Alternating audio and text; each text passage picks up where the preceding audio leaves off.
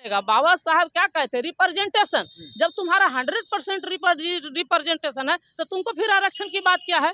जब 100 गो सीट है उसमें 22% चाहिए SC ST को, 52% हमारी 33%, तो फिर EWS वाली को EWS में, और ये 33 तो टोटल चाहिए OBC और माइनॉरिटी के लोग को। तो इतना बड़ा बेईमानी हम लोग कैसे बर्दाश्त करेंगे। और व्यवस्था हुआ, मारना पीटना पुलिस प्रशासन शुरू किया, उसमें हमें भी चोट आई। हम बीच बचाव के भी काम करने लगे, लेकिन तो पुलिस का लाठी चलता है तो किसी को सुनता नहीं है। हम वहाँ बोल भी रहे थे कि जो पुलिस प्रशासन है ये लाठी लोकतंत्र पर चला रहा नहीं होगा, तो हमारे पक्ष में जितना भी 90 में कानून बना था सारा कानून खत्म कर दिया गया है।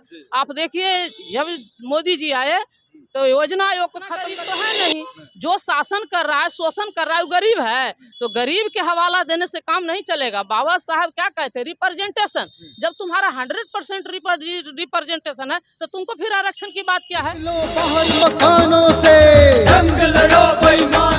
जय भीम साथियों, आज हमारे साथ मीरा यादव जी हैं जो कि संविधान बचाओ आरक्षण बचाओ संघर्ष मोर्चा के बैरन थे। इन्होंने 21 अगस्त को भारत बंद में अपना सहयोग दिया था, आंदोलन किए थे। डाक बंगला चौराहा में जो प्रशासन द्वारा रगेद के खदेड़ के जिस तरह मारपीट की गई, उसमें ये महिला भी शामिल थे।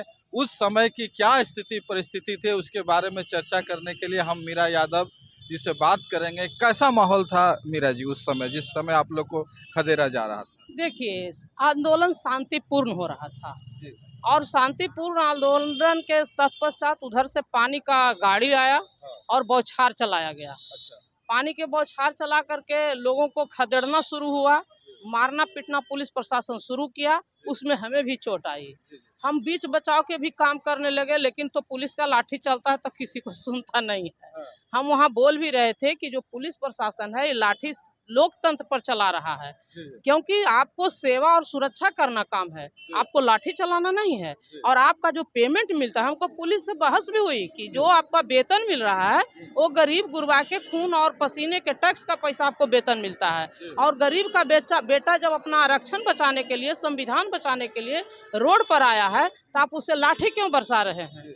और ये जो आपको लाठी बरसाने के लिए जो ललकार रहा है वो आपको वेतन नहीं देता है। यहाँ तानाशाही चल रहा है, यहाँ जुल्मवाद चल रहा है, तो जुल्मवाद से देश नहीं चलेगा, देश संविधान से चलेगा, यहाँ मनुवाद से नहीं चलेगा। प्रशासन के लोग जिस तरह रगेद रहे थे, जिस तरह के वो किस तरह का मतलब था कि जैसे लग रहा था कोई बहुत बड़ा अपराधी लग रहा था कि मैंने बहुत बड़ा आतंकी को लोग पीट रहा है, लाठी से दौड़ा करके। मैंने कई एक बच्चा बेचारा हमसे बचने के लिए, हम पर तो खुद लाठी लग रहा है, हम उन लोग को बचाने के लिए भाई आगे और हो रहे हैं, लेकिन प्रशासन को कुछ समझ में नहीं आ रहा है कि हम किस पर लाठी चला रहे हैं।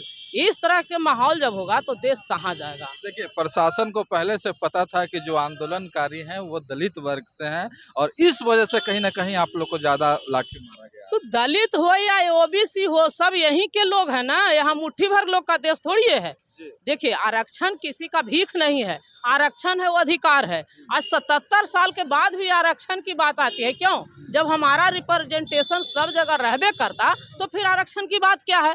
लेकिन आप सोच लीजिए कि यहाँ जुडिशियली से लेकर के हर जगह, चाहे कार्यकारिणी हो, विधायकी हो, पत्रकारिता हो, कहीं भी हमारे लोग का भागीदारी नहीं सुनिश्चित हुआ है। और इस देश में तो हम कहना चाहेंगे कि आरक्षण ही नहीं, अधिकार चाहिए, शिक्षा और चिकित्सा एक समान चाहिए।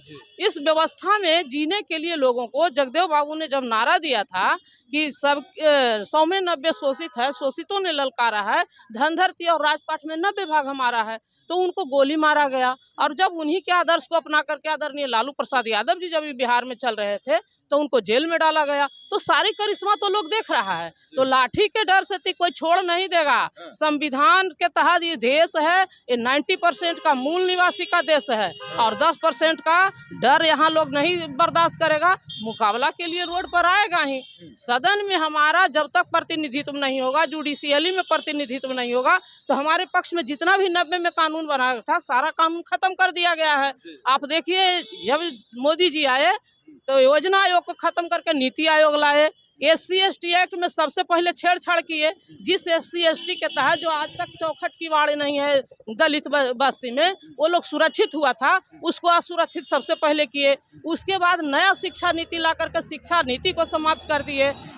शिक्षा नीति साफ असंवैधानिक है कि जातीय पेशा की पढ़ाई 8वीं क्लास तक होगा। तो जब जात के पेशा की पढ़ाई 8वीं क्लास तक होगा तो फिर तो अपने क्लास के लोग न पढ़ेगा, ये लोग तो फिर वही जात का काम करेगा। तो ये जातीय असंवैधानिक की जो शिक्षा नीति।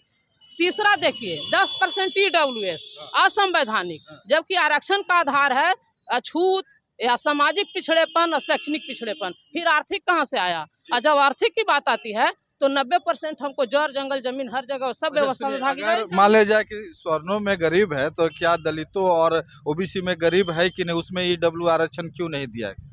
हम कहते हैं कि स्वर्ण में गरीब है लेकिन शैक्षणिक पिछड़ेपन और सामाजिक पिछड़ेपन नहीं है। और जितना दलित में गरीब है उतना यदि बता दीजिए एक भी गांव कि दलित जैसा रहने के लिए मजबूर है अपर क्लास के लोग। अपर क्लास के लोग उतना गरीब तो है नहीं। जो शासन कर रहा है, शोषण कर रहा है, वो गरीब है। तो गरीब के हवाला देने से काम नहीं चलेगा। बाबा साहब क्या कहते हैं? रिप्रेजेंटेशन। जब तुम्हारा 100% रिप्रेजेंटेशन है तो तुमको फिर आरक्षण की बात क्या है?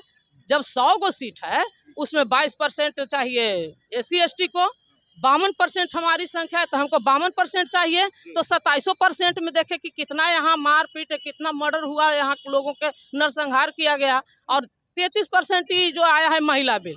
तो महिला बिल में आप देख लीजिए कि जो महिला बिल है ये भारत को शमशान और कब्रिस्तान बनाने वाला बिल है। 77 साल से हमको तुम क्यों नहीं महिलाओं को आरक्षण दिया? और आदरणीय लालू प्रसाद यादव जी तो यही ना कहते थे कि 33% ही क्यों, 50% दो, लेकिन कोटे में कोटा चाहिए। जब तक हमारा कोटा में कोटा नहीं मिलेगा तो फिर तो अपर क्लास की महिलाओं को सारा फायदा मिलेगा। और वो जो संसद भवन है वो समझिए कि वो रंग महल और इंडस्ट्री, फिल्म इंडस्ट्री बन जाएगा। तो इसीलिए भगवतिया जैसी और फूलन देवी जैसी को जाने के लिए तो कोटे में कोटा चाहिए। तो इसमें भी आया है जो 33%। तो जब SC/ST को SC/ST वाला में चाहिए 22% में ही 33%, तो फिर EWS वाली को EWS में, और ये 33 तो टोटल चाहिए OBC और माइनॉरिटी के लोग को। तो इतना बड़ा बेईमानी हम लोग कैसे बर्दाश्त करेंगे?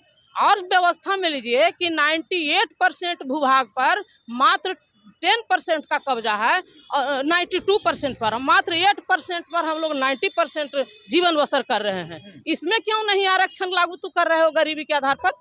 तुम इंडियन पुलिस एक्ट में संशोधन क्यों नहीं करते हो? तुम लैंड एक्विजिशन एक्ट में संशोधन क्यों नहीं करते हो? यहाँ सबको जड़ जंगल जमीन चाहिए, तो जमीन तो यहाँ बांटना नहीं चाहता है। और वोट के आधार पर हम लोग संसद में जा रहे हैं, उसमें अपना ये भागीदारी चाहता है। बहुत बहुत धन्यवाद। इनका कहना है कि हर चीज में बंटवारा होना चाहिए, सिर्फ एक ही चीज में बंटवारा से समाज का विकास नहीं हो सकता है। बाकी आप वीडियो देखते रहिए, कैसा वीडियो लगा जरूर आप कमेंट करके बताइए। जय भीम, जय धन्यवाद।